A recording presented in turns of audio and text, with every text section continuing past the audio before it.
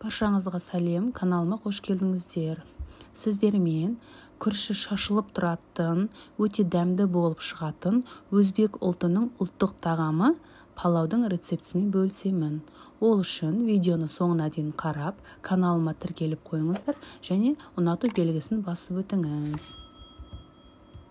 Алдымен заттарымызды алдын ала дайындап алдым. Бізге керегі пиязымыз, сәбізіміз, жылқы еті қажет, сұйық майымыз қажет және де күріш. Алдымен бір пиязымызды алып, видеодағыдай етіп турап аласыздар.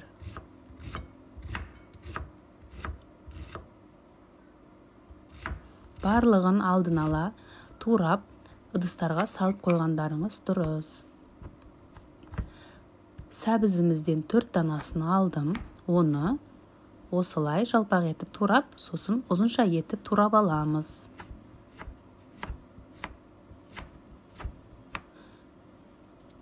Сәбізді дәл видеодағыдай етіп турап аласыздар.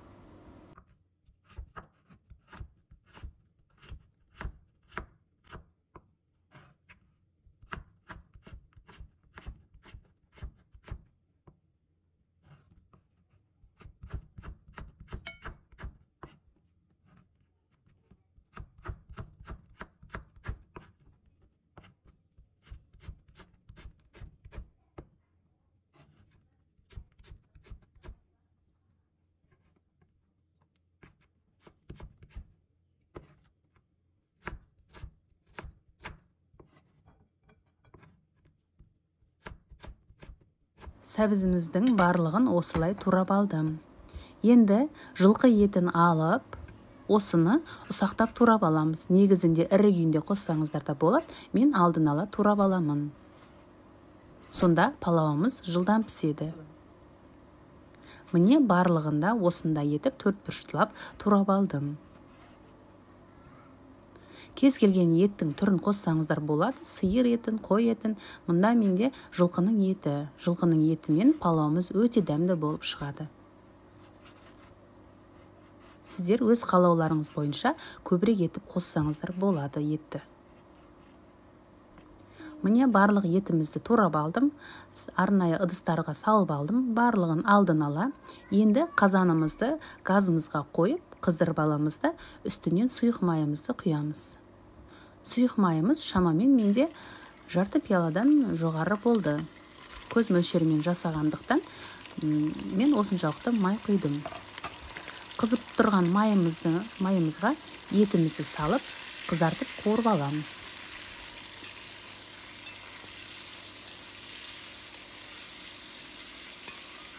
Көбірек қуырып жібермеймін, өйткені етіміз қатты болып қалады. Сол себепті сәл ғана қуырып алсақ жеткілікті.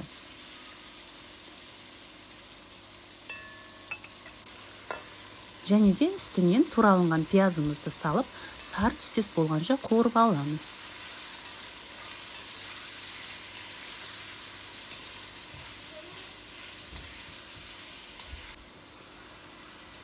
Енді үстінен туралынған сәбізімізді салып, мұны да аздап қуырып аламыз.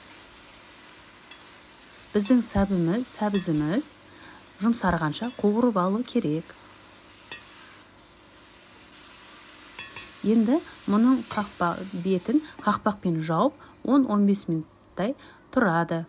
Арасын қозғап тұруды ұмытпаңыздар. Сәбізіміз кішкене жұмсарды. Міне, тағы да араластырып, кішкене ғана. Енді оның үстінен 2 кесе таза суымызды құямыз.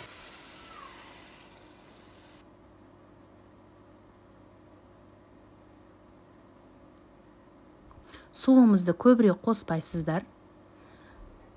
Сіздер өз қалауларыңыз бойынша көбірек қоссаңыздар болады, бірақ суына қарай күрішінде сол шамалас саласыздар. Менде 2 кесе құйдым, осы жеткілікті болды.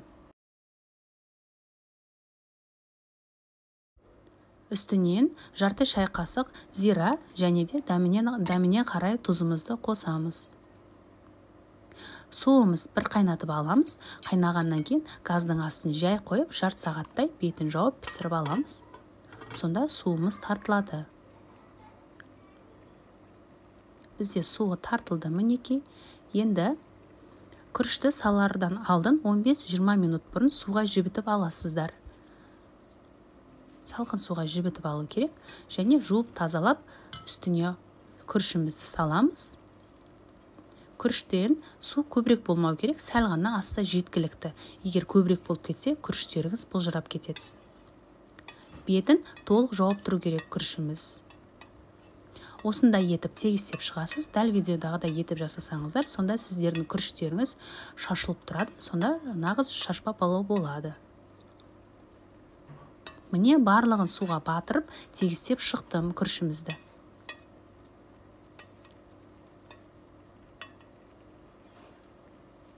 Осындай беті кішкене ашылады.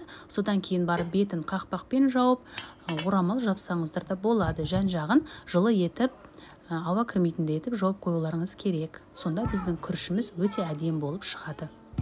Енді біздің палауымыз 25-30 минутта дайын болады.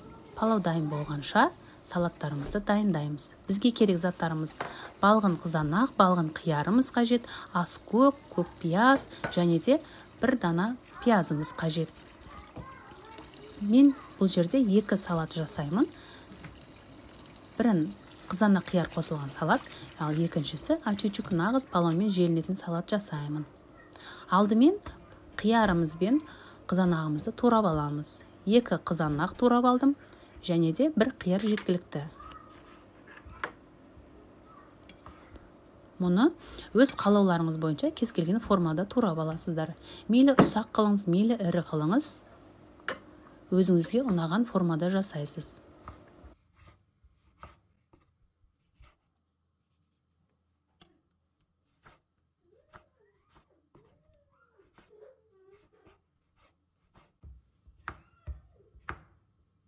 Қиярымызды да сәл ірілеу етіп турап аламыз.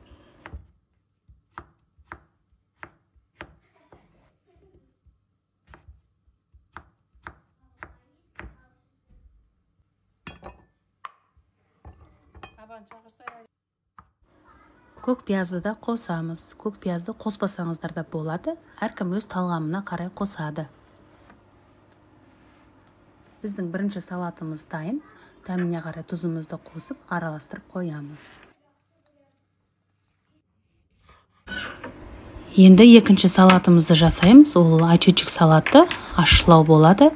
Нағыз палаумен желінетін салат. Балғын қызанағымызды алып, дәл видеодағыдай етіп турап аласыз. Тікінен және жіңішке етіп турап аласыз. Және де бір дана пиязды алып, осындай етіп бөліп турап аласыздар. Өте жіңішке етіп турасаңыздар, сонда салаттарыңыз өте әдемі көрінеді.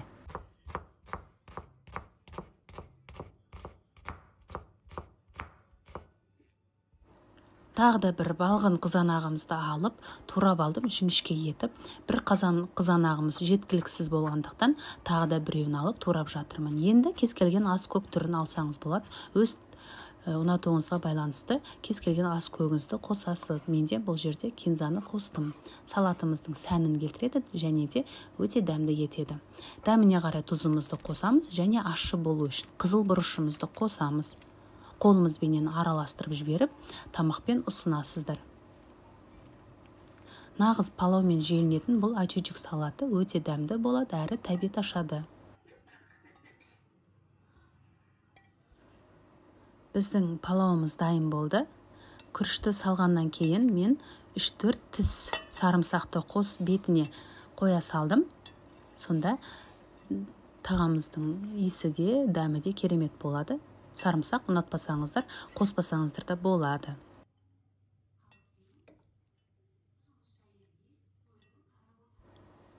Күрішіміз шашылып өте әдемі болып тұр.